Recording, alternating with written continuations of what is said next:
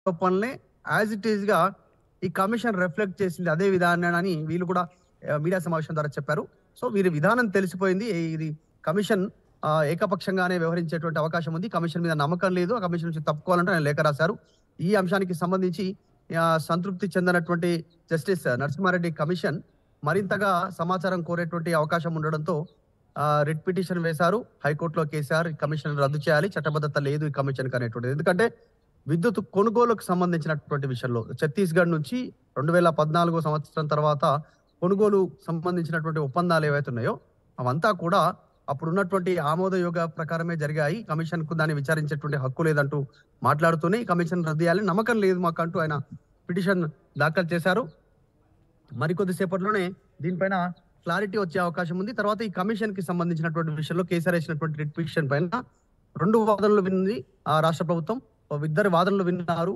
Commission కు చట్టబద్ధత ఉంది అనేటువంటిది ఒకవైపు, కమిషన్ మీద నమ్మకం లేదనేటువంటి వీళ్ళు. ఎందుకంటే ఎన్టీఆర్ ముఖ్యమంత్రిగా ఉన్నటువంటి సమయంలో గతంలో ఉమ్మడి ఆంధ్రప్రదేశ్ లో కూడా ఇదే రకమైనటువంటి ఒక కమిషన్ చర్చకు తావిచ్చినప్పుడు ఆ కమిషన్ ఎవరైతే కమిషన్ చైర్మన్ గా ఉన్నారో వారిపైన నమ్మకం లేదు అంటూ గతంలో అప్పుడున్నటువంటి ముఖ్యమంత్రి మాజీ ముఖ్యమంత్రి ఉన్నటువంటి ఎన్టీఆర్ సవాల్ చేశారు హైకోర్టులో. ఆయనను తప్పించింది. ఆ సమయంలో ఆయనను తప్పించినటువంటి సమయంలో ఆయన తప్పుకుంటూనే మరొకరిని కూడా సూచించినటువంటి సందర్భం చేశారు ఆ కమిషన్ చైర్మన్. సో ఆ సమయంలో ఆయన సూచించినటువంటి వ్యక్తి పైన కూడా నమ్మకం లేదంటూ హైకోర్టుకు వెళ్లారు. సో ఇలా హైకోర్టుకు వెళ్ళడం అనేటువంటిది గతంలో జరిగింది కాబట్టి యాజ్ ఇట్ ఈస్ గా ఇప్పుడు కూడా కేసీఆర్ ఇక్కడ చట్టబద్ధత లేనటువంటి కమిషన్ వ్యవహరించేటువంటి తీరు కూడా కరెక్ట్ గా లేదు కాబట్టి నమ్మకం లేదనేటువంటిది ఆయన హైకోర్టులో పిటిషన్ వేశారు.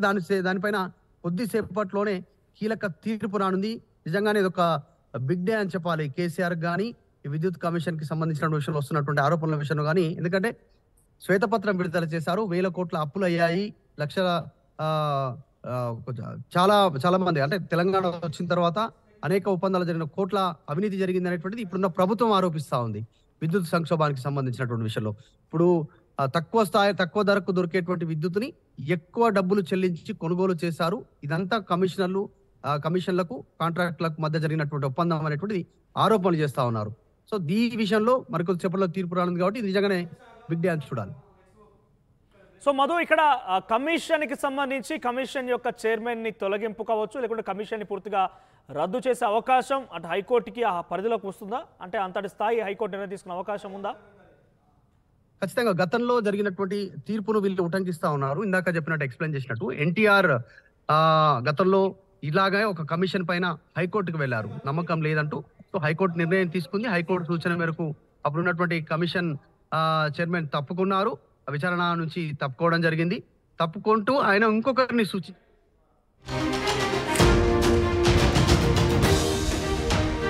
రిట్ పిటిషన్ ని హైకోర్టు కొట్టివేసింది. తాను దాఖలు చేసిన రిట్ పిటిషన్ అయితే విద్యుత్ కమిషన్ పూర్తి చట్ట విరుద్ధంగా ఉందంటూ కూడా ఆయన మెన్షన్ చేశారు. దానికి విషయంలో కేసీఆర్ కి హైకోర్టు నుంచి చుక్కెదురైంది. హైకోర్టు రిట్ పిటిషన్ ని కొట్టివేసింది. దీనికి సంబంధించి తీర్పునిచ్చింది. కేసీఆర్ తనపైన వస్తున్నటువంటి విద్యుత్ కమిషన్ అయితే జస్టిస్ నరసింహారెడ్డి చేత ఆయన అధ్యక్షత ఏర్పడినటువంటి కమిషన్ పూర్తిగా చట్ట విరుద్ధం అంటే ఆయన రిట్ పిటిషన్ దాఖలు చేశారు. ఈ నేపథ్యంలోనే ఆ రిట్ పిటిషన్ ని హైకోర్టు కొట్టివేస్తూ తీర్పునిచ్చింది. ఇక ఇరుపక్షాల వాదన విన్నది.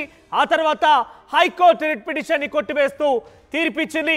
ఓవరాల్ గా గత ప్రభుత్వంలో జరిగినటువంటి అవినీతి అక్రమ విషయాల్లో ఒప్పందాల్లో కూడా అక్కడ ధరకు సంబంధించి ఉన్నదానికంటే ఎక్కువ రెట్టింపు చెల్లింపులు జరిపి ఛత్తీస్గఢ్ నుంచి విద్యుత్ కొనుగోలు చేశారనేది ఈ ప్రభుత్వం ఆరోపిస్తోంది.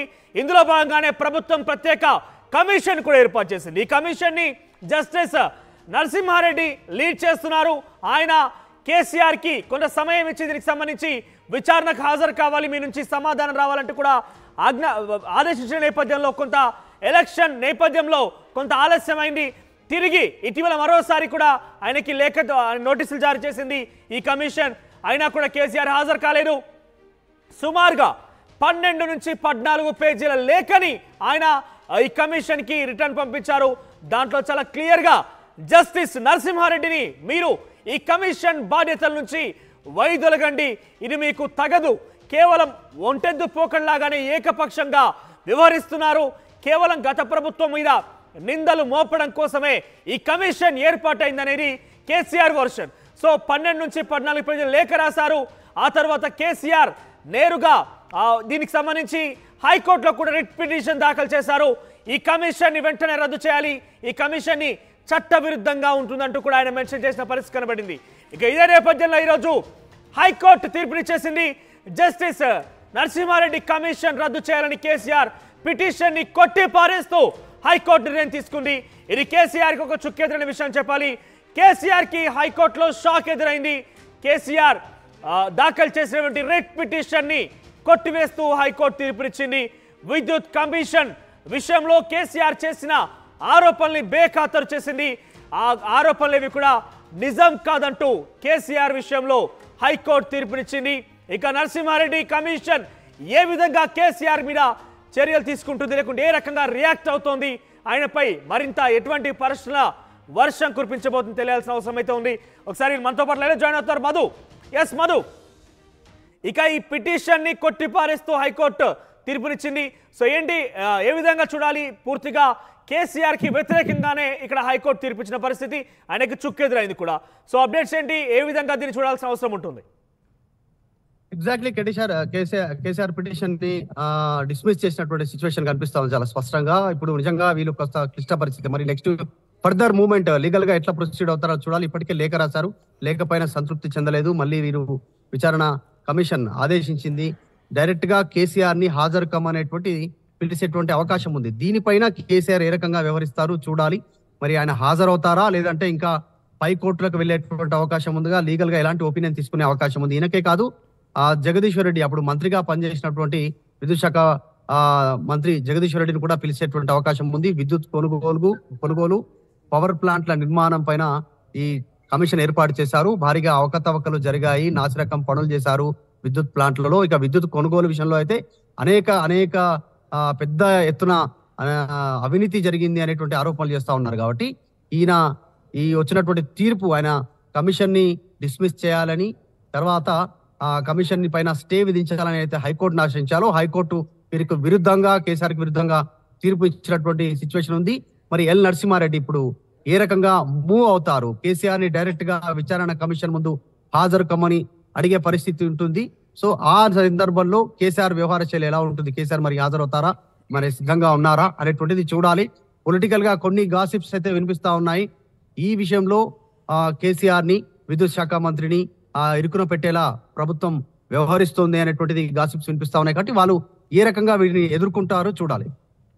రైట్ మధు, ఇక హైకోర్టులో కేసీఆర్ దాఖలు చేసిన రిట్ పిటిషన్ని కొట్టివేస్తూ తీర్పునిచ్చింది హైకోర్టు. అడ్వకేట్ జనరల్ వాదనతో ఏకీభవించింది హైకోర్టు. దీంతో ఆ పిటిషన్ని కొట్టివేస్తూ తీర్పునిచ్చింది. సో కేసీఆర్ గత ప్రభుత్వంలో చేసినటువంటి విద్యుత్ ఒప్పందాల విషయంలో ఛత్తీస్గఢ్ నుంచి విద్యుత్ కొనుగోలు అంశంలో అవకతవకలు జరిగాయి, కొన్ని అనుమానాలు ఉన్నాయంటూ కూడా పెద్ద ఎత్తున ఈ ప్రభుత్వం ఆరోపించిన నేపథ్యంలో ఓ ప్రత్యేకమైన కమిషన్ ఏర్పాటు చేసింది. జస్టిస్ నరసింహారెడ్డి దీనికి, రిటైర్డ్ జస్టిస్ నరసింహారెడ్డి దీనికి ప్రాతినిధ్యం వహిస్తున్నారు, చైర్మన్గా వివరిస్తున్నారు. అయితే ఈ కమిటీ 2 సార్లు కేసీఆర్కి నోటీసులు దాఖలు చేసింది. మొదటిసారి నోటీసులు దాఖలు చేసినప్పుడు ఎలక్షన్, ఎంపీ పార్లమెంట్ ఎన్నికల నేపథ్యంలో కొంత అవకాశం కల్పించింది, కొంత సమయాన్ని ఇచ్చింది. తిరిగి రెండోసారి నోటీసు దాఖలు చేసినప్పుడు కేసీఆర్ 14 పేజీలతో కూడినటువంటి ఒక లెటర్ని కూడా వివరణ రూపంలో ఇచ్చారు ఆయన. దాంట్లో జస్టిస్ నరసింహారెడ్డిని కూడా ఆయన ఉద్దేశిస్తూ, మీరు సబబుగా లేరు, మీకు ఈ యొక్క విషయం తగదు, మీరు వెంటనే ఈ పదవి నుంచి తొలగిపోండి, మీకు ఇది ఏకపక్షంగా వివరించినట్టు కనబడుతోంది, మీరు మీడియా సమావేశం ఏర్పాటు చేయకూడదు, మీరు మీడియాకి లీకులు ఇవ్వకూడదు అంటూ